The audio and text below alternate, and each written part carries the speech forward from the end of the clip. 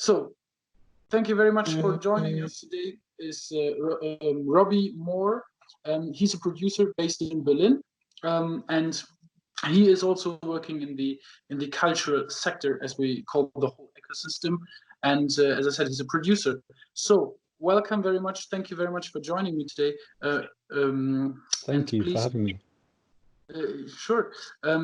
Please, could you a little bit elaborate what you're doing exactly, and why do you live in Berlin?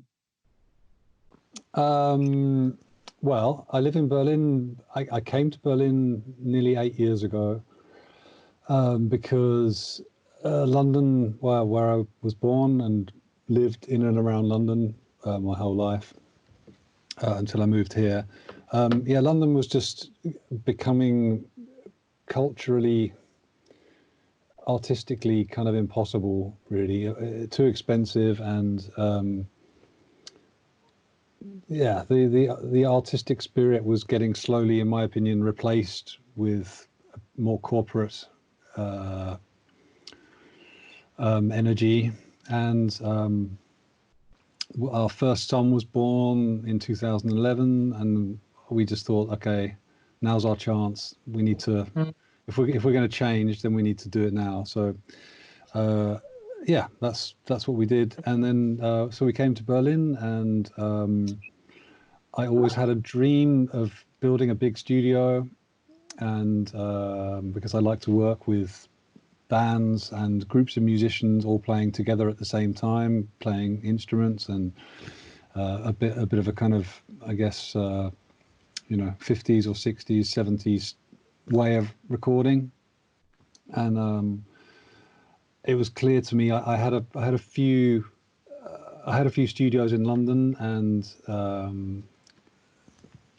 but I kept having to leave them because it was getting more expensive, and I thought maybe in Berlin I can find a space that would be affordable, and I can add something to the Berlin scene, because back then I think Berlin was really only known really for techno and stuff, and I thought maybe I can find a little niche there doing my kind of English rock and roll thing, and it worked out.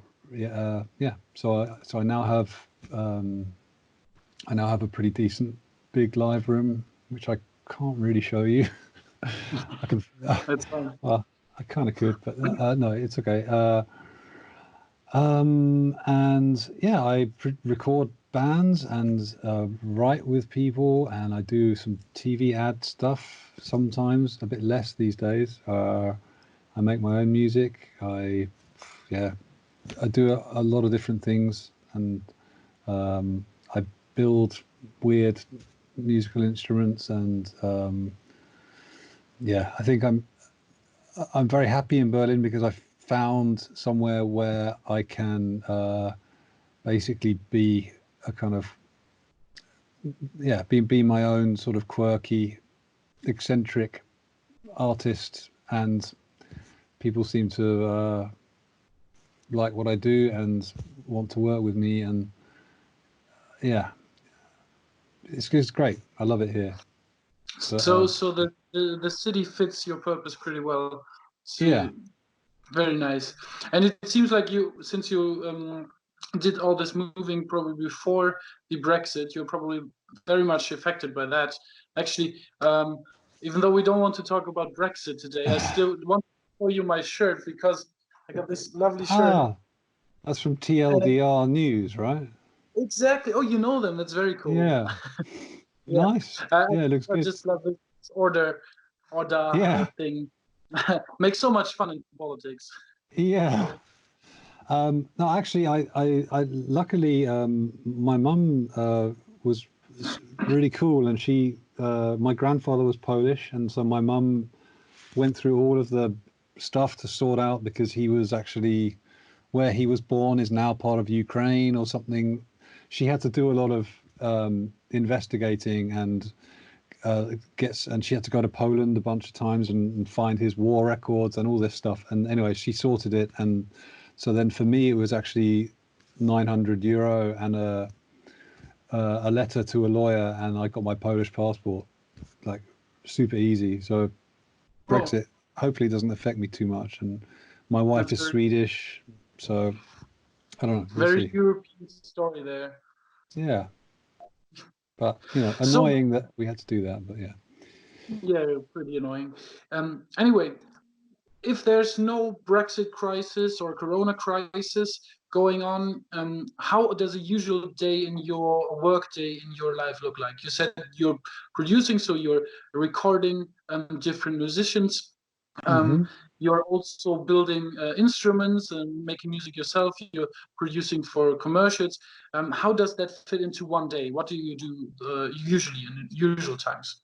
Uh, Usually, it kind of depends what the thing is, but I guess usually would be that someone would arrive at my studio at say 10 o'clock, and we would work on their project, and whether or not that meant several musicians coming and me setting up microphones and us all going for good takes and things like that. Either that or somebody comes with ideas, and because I play a bunch of instruments myself, so sometimes I'm playing the instruments. It could be like that, or if it's an advertising thing, then I'd get a brief through in the morning, and then I would spend the day writing 2 or 3 jingles or whatever. Yeah, so I tend, because I have 3 kids, so I tend to try and work from, you know, office hours like 10 till 7 or something, so that I can put the kids to bed. And yeah, I guess that's, yeah, it's pretty it's pretty boring in a way, you know. But uh yeah, but like I said, I really like working with groups of people, so I'm always pretty happy when it's a group of musicians, which right now is impossible, you know. Yeah. That's the problem. I'm sure you're going to get to this, so maybe I'll just wait for you to ask me. But yeah. Exactly. This would have been the next question that I wanted to raise. Like, how did it change, or what does it mean for your work day to day? If groups are not allowed anymore, I can Yeah. imagine that your studio is basically closed. Yeah, my studio is closed. All my bookings that I had were cancelled. Luckily, like I said, I hadn't been doing too much of the advertising stuff for a while because I didn't really have time. But luckily, about a month or so ago, 2 months ago, I got asked if I would start working for them again, and so I have been getting a few little bits and pieces, but it's very small because apparently they can't film any TV ads at the moment either, you know. So that Mhm. whole industry is yeah, is affected as well. So I do have like little tiny bits and pieces. I'm actually making because I make a lot of videos. I have a YouTube channel where I do live streaming very often. I do interviews and podcasts, and I'm live streaming me writing my new album. So I was already doing this like 2 months ago, so it's quite good timing in a way that I have all the cameras set up and everything Mhm. now that everyone's moving stuff online, you know.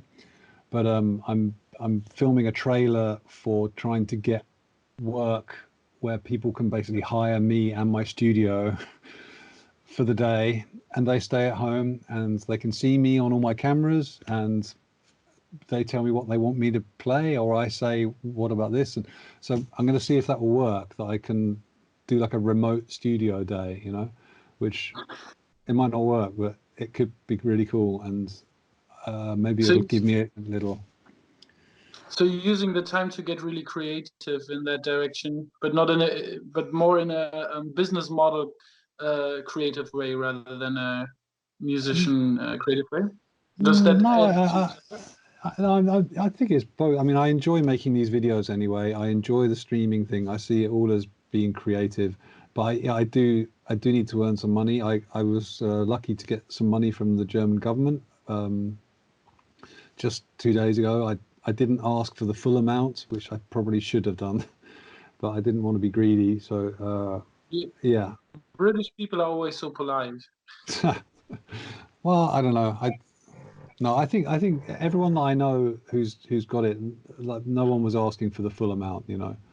and yeah, we'll see how it goes. I think as it stands, yeah, as Are it you stands, complete? sorry. Yeah. Are you completely self-employed? Yeah, And thus are profiting? Okay, because if you're self-employed completely 100%, then you can profit from this German relief fund. yeah. So, but this is not a relief fund for culture creators, but rather for self-employed people and small and medium enterprises, right? Yeah, yeah, and I think that's me basically. You know, I have my studio, which is where it's where I work, where I'm able to make the art that either people pay me to do or I do myself, and then sell to people. You know, I sell records, and yeah, I mean, I'm not the best businessman in the world by any stretch, but yeah, it does work. You know, the business does work, and yeah, I don't know. What do I mean? All of your clients, I mean, you have the problem that they can't come in and produce, so they can't use your studio at the moment. Yeah, But they also have the problem with the opposite side. I mean, they also want to use the studio to release records. And are you in contact with your clients, and do you know what their situation is at the moment? yeah. I mean, they're basically just waiting. You know, waiting to do to do their records.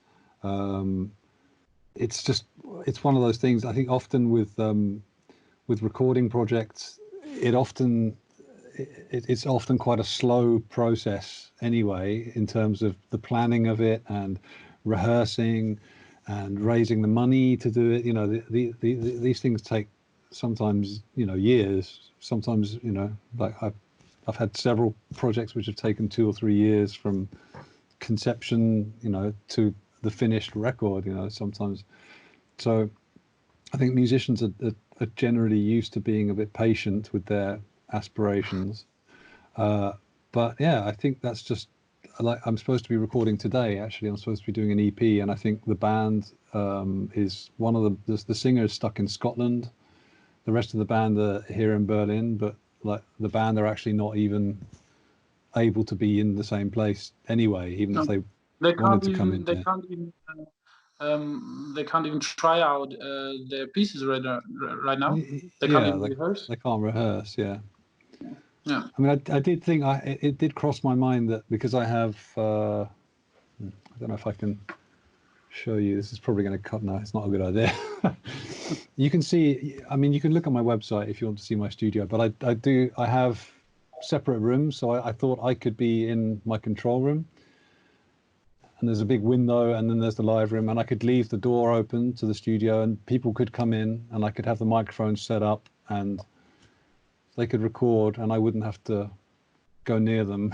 You know, I'm trying to figure out if that's possible. That I Have can do some some. hand sanitizer for them put in place, Yeah, maybe. yeah, So what do you think can we maybe as a society, for obviously politics, you for the industry, for the cultural sector, and also for the creators out there that are now basically waiting. Musicians are waiting. Others who are maybe not doing records at the moment might miss out on several gigs or on stage yeah. performances. What can we do as a society and as politics to help you and to support you? It's really hard to know. I mean, in Germany, it's very impressive that money was put in place so quickly, and it's already in people's bank accounts. It's amazing, you know. So that feels good. I I feel like for artists, this is kind of awakening a lot of really existential questions about what it actually means to be an artist. And you know, I'm sure a lot of people are kind of yeah, reevaluating their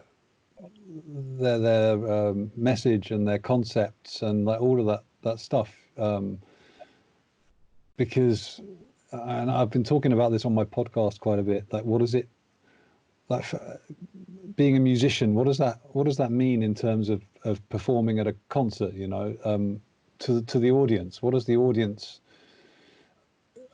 feel when they go to a concert? And if you just move everything online so that everyone is now watching their laptop instead of being at a concert, it's not really it's not a substitute really. No.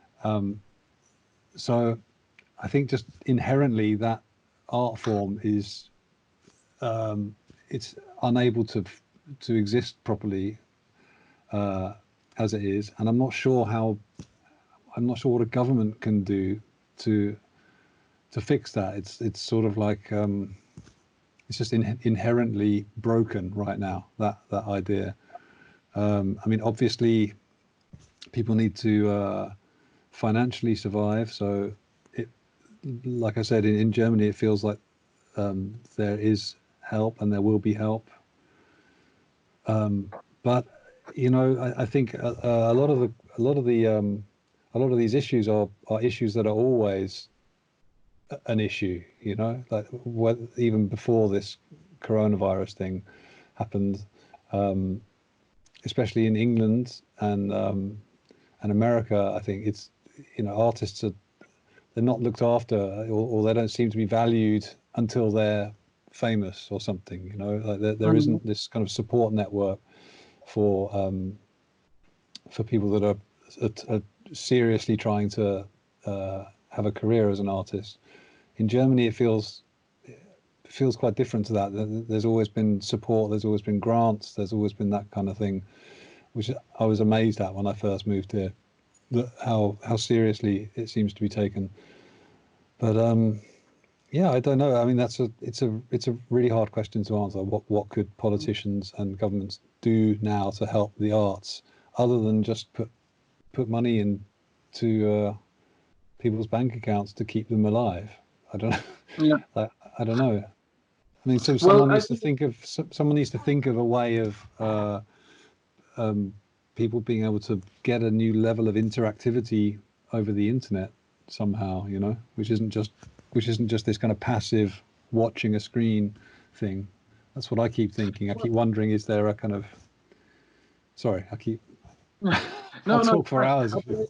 I agree. You know, I think there's this immediate help that we need right now for people to actually survive this hard time. So what you've experienced, cash in your bank account as soon as possible, just to make sure that you can make ends meet. However, the other thing, I think, you know, a lot of musicians have put their gigs online and made it a thing, and I think it's also fun to watch, you know, to sit on Facebook and have one session with that. That's completely fine for maybe, let's say, 3, 4, 5, 6 weeks. Yeah. But at a certain point, you're starting to, like, you know, I want to go out, I want to socialize with people again, maybe in bars, but obviously also in theaters, in museums, in concert halls, and so on and so forth.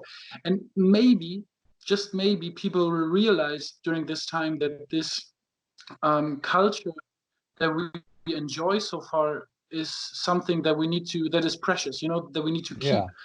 And the issue that we're seeing at the moment in all over Europe is, I mean, this affects every artist in Europe and everybody, but not just artists, but the whole industry around it, the whole sector around it. And I think that we need to find European solutions to make sure that the diversity of culture, which I think is one great thing of Europe, that we have such a big diversity, that we can keep that actually. And that is something where it's not just money, as you said, it's not just cash giving in, it's questions about, on the one hand, probably a societal question, how much we value people, but then also what that means for, in the end, ways to survive and to make ends meet also when there's no crisis, and to have to be sure that they are comforted. For example, if you make art your whole life and you go into retirement, good luck with that, because so far it looks like you will not have enough money for your retirement. Yeah.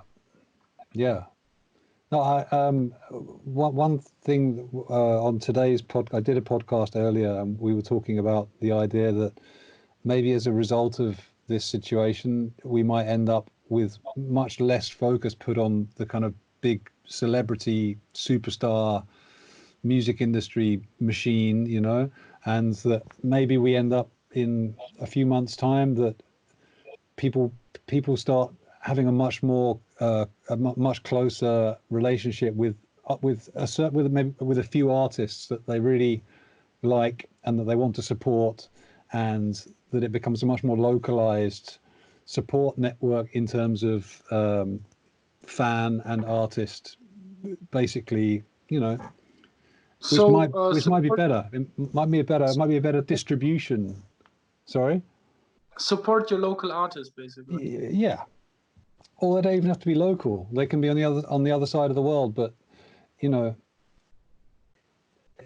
in a way it could be really good. People might have to up their game in terms of the quality of the art that they do, you know, because let's face it, like online stuff has never had to be a replacement for seeing things in the flesh. It's always just been this kind of auxiliary thing, whereas now it's going to have to really be the main thing. And I think, and I hope, I believe that we're going to see some really good online content coming along, because people have to now. I mean, that's what I feel doing my YouTube channel. I feel like, okay, right now this is it. This is what I've been, you know, working towards. I now I need to really up my game and make really good quality films and good music and to make it entertaining. And hopefully everybody is kind of feeling that that opportunity, and then and then people will start getting support not only from the government but just from fans, which is kind of what the whole point is, really. Yeah, you know? yeah. Well, talking about support, we have written this letter to the Commission and the heads of state of the 27 now, sadly, member states. Yeah. But I think it's a call for action all over Europe, not just the EU, but really all over Europe, and it should be something that we support all over Europe. You have supported the petition and the letter. The link will also be down below in the video, so everybody can support that. And I think it's really the situation right now to show that, to support your local artist, or your European artist or your international artist in the end, to support culture and save European culture as well. So thank you very much for taking your time and showing us a little bit of your studio behind there. Thank you very much for You don't see much. for showing us. I think what's also important, and why it's good to have you here, is to really see that there's not just, you know, those big stars on the stages or the records that you have in your cupboard or anything, but that there are people behind the scenes that are working so much, having a big studio, which is very important, doing a lot of work in there and helping artists to reach their goals and to really finish their records and maybe finish their dreams there. And so it was very good to you. Thank you very much. You're welcome. What is going to happen with these videos? Are they going to be online, or are they going to be shown to? Is it part of the kind of application to the? I mean, yeah. What is it? We're using these videos, so I wanted to make sure that people, you know, they have a little bit more free time. Maybe they're more interested in culture as well.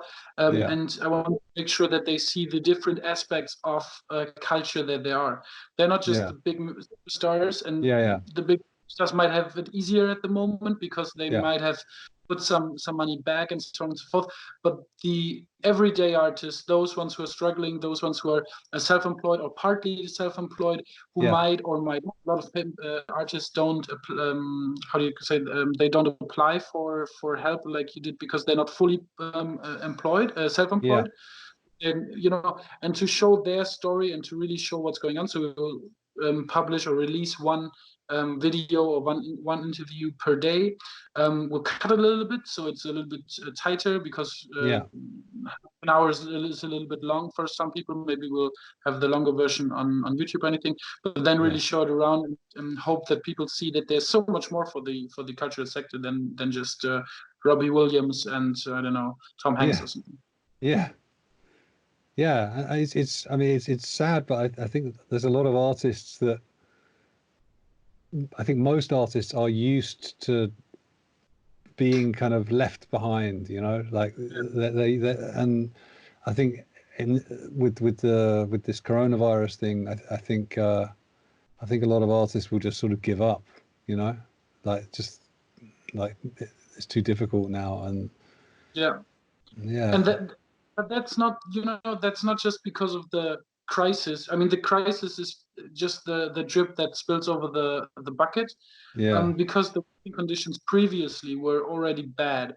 yeah, And I want to make sure that maybe when the people are at the moment concerned and see that without culture, without artists, it's getting hard and getting boring and something is missing, that they might say that we need to have a new discussion about the working conditions in the cultural sector, about the remunerations and so on and so forth, so that maybe the next crisis won't hit as hard as this one does. yeah, yeah. Anyway, Well, good luck, man. thank you You're very welcome. much. All right, Thank you so much. It was really interesting talking to you. cool. And very nice Where that you read TLDR News. yeah, I'm really surprised. Some people don't know them. But I yeah, love this shirt. I love cool, man. All right, have a nice day. it so much. Stay Thank you. healthy. All right, you too. Bye.